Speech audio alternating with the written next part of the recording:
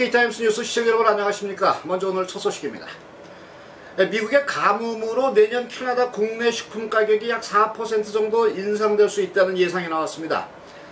오늘 로얄은행 경제분석팀은 미국 가뭄 때문에 주요 농작물 피해가 확산되면서 캐나다 식품 가격에 큰 영향을 미칠 요인이 발생했다고 경고했습니다. 식품 가격 상승은 올해 2.5%에서 3% 그리고 내년에는 3%에서 최대 4%까지 오를 것으로 전망되고 있습니다. 미국 중서부의 극심한 가뭄은 올해 옥수수와 콩의 수확량을 격감시켜서 식품 생산 사이클에 전반적인 악영향을 미칠 것으로 전문가들은 분석하고 있습니다. 특히 소와 돼지 사료값 상승 때문에 소고기와 돼지고기 가격이 가장 두드러진 타격을 입을 수 있다고 내다본 이 보고서는 아침 식탁의 주요 메뉴인 이 시리얼의 가격 인상도 기정사실화된 분위기라고 전하고 있습니다. 이 밖에 콘시럽, 그리고 마저린, 샐러드 드레싱 등 식품 재료값 인상도 불가피해서 각종 가공식품 값이 줄줄이 오를 것으로 전망되고 있습니다. 당장 캐나다의 유명 패스트푸드 체인인 팀 홀트는 이미 도너츠와 샌드위치 등 관련 제품 가격을 인상을 했고, 캐나다 최대 식품 제조업체인 메이플리프도 곧 생산 가격 인상을 예고하고 나서고 있습니다. 식품 가격 인상은 올 가을 되어서 본격적으로 러쉬를 이룰 것으로 전문가들은 예상하고 있습니다. 네, 다음 소식입니다.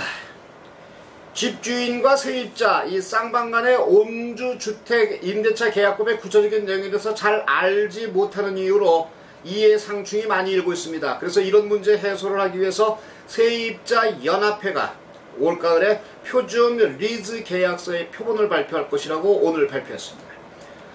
오늘 연합이 밝힌 표준 리즈는 현 임대차 계약법에 의거해서 쌍방의 관리와 의무를 규정하고 협상 가능한 이 전기세나 주차비용 등에 관한 구체적인 내용을 포함하고 있습니다. 협회 관계자들은 표준 리즈를 발간하는 이 배경에 대해서 온타리오주에서는 이 사실상 법적 효력이 없는 예를 들면 애완동물 금지 조항 또는 손해보상 보증금 조항 등이 이런 문구들이 여전히 리즈 계약서 안에 포함되어 있기 때문에 세입자들의 문의와 불만 사례가 급증하고 있기 때문이라고 발간 배경을 밝혔습니다.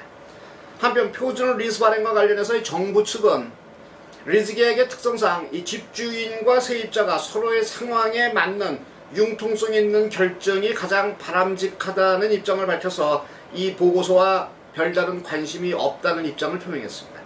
광역 토론토 아파트연합의 이 데릴 종 회장도 이와 관련해서 집주인이 반드시 지켜야 하는 임대차 계약법이 이미 존재하고 있는데도 불구하고 이런 표준 리스가 또다시 필요한지 의문이 든다는 입장을 표명했습니다. 네, 다음 소식입니다. 연방정부가 심각한 인력난에 직면해 있는 외곽, 즉 농어촌 지역의 의료인 문제 해소를 위해서 이 비상대책을 세우고 나섰습니다. 이 외곽 지역에 일하는 가정의와 간호사 그리고 임상 전문 간호사는 갚아야 할 학자금 융자금이 남아있을 경우 이것을 일부 2013년 봄부터 감면하겠다는 것입니다. 정부는 오늘 이 같은 조치를 발표하면서 원주민 거주지역을 포함해서 인구 5만 명 이하의 지역을 학자금 융자 감면 지역으로 지정했다면서 해당 지역에는 내년 4월 1일 이전 또는 그 이후에 일하고 있는 의료인을 대상으로 이 지역에 머문 기간에 따라서 학자금 융자 감면 폭을 정하겠다고 발표했습니다. 가정의는 매년 $8,000씩의 학자금 융자가 감안되면 최대 5년간에 걸쳐서 $40,000까지 감면받을 수 있다는 얘기가 됩니다.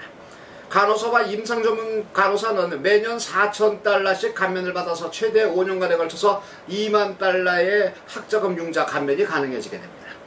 학자금 융자는 캐나다 학자금 융자 제도 CSUP에 따라서 받은 건데 이 기간은 적용이 되지 않고 있었습니다.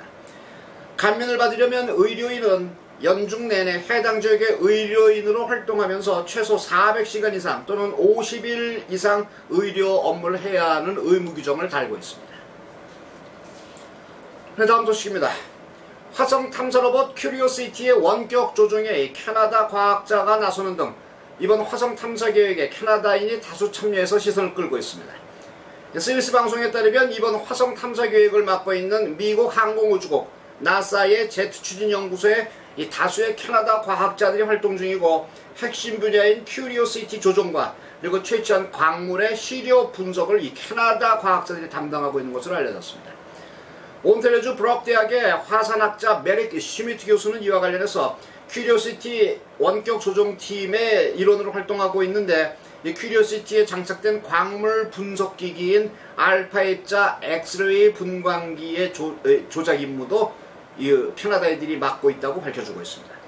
특히 이 분광기 자체가 캐나다의 겔프 대학 물리학자 헬프 질레트 박사팀이 개발한 메이드 인 캐나다 제품입니다.